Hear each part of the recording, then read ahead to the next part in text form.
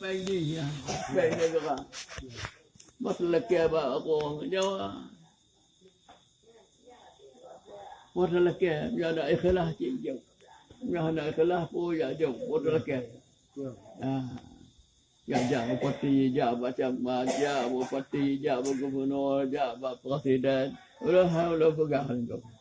Maka kerana kalau pagi baik negara Korea lagi, kaya kan hak milik dah.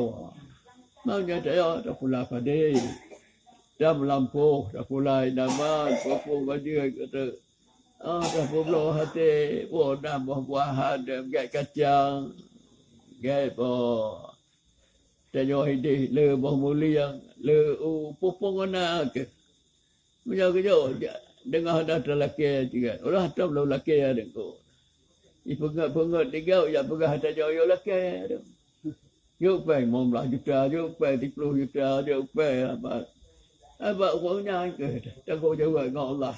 Allah tahu lah ke. Mati ke macam-macam muka awaknya macam tu bodoh. Dulu ada tu. Maka hidan ke betray dong ngam tikap. Bahana mukuat. Bak ken le tak ke dong bagaw ke. Hidan ke bagaw ni. Kekuat wa ba kalimah la ilaha illallah Allah ya tahu baik ni panjang yang macam orang Pulau tu kita mau terikat lagi jangan aku gol lagi aja dulu dengan Abu Yawali ngon jangan hai pun mengon dak yo hodo po gedaya pengon rojak tapi katanya bapa dah ilmu aku percaya katanya hakikat jangan macam saja kepo dah tak macam ada macam gam macam dah puna macam orang dah apa lagak dah apa gaya dah bakau dah ya haja kebun dah kau dah Bandung kan ikhlas bukan khusyuk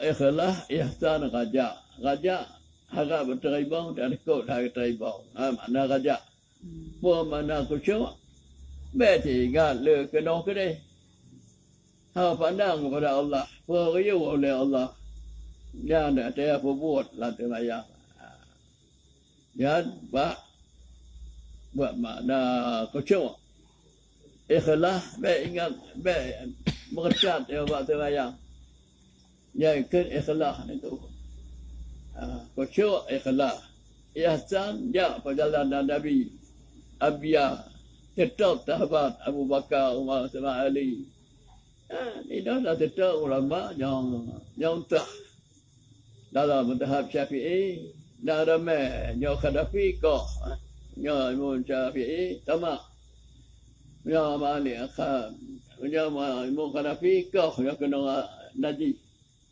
maka tak tahu lagi dah tak tahu bab madhab Imam Syafi'i alanya Khadafi hai jamai dan yang berat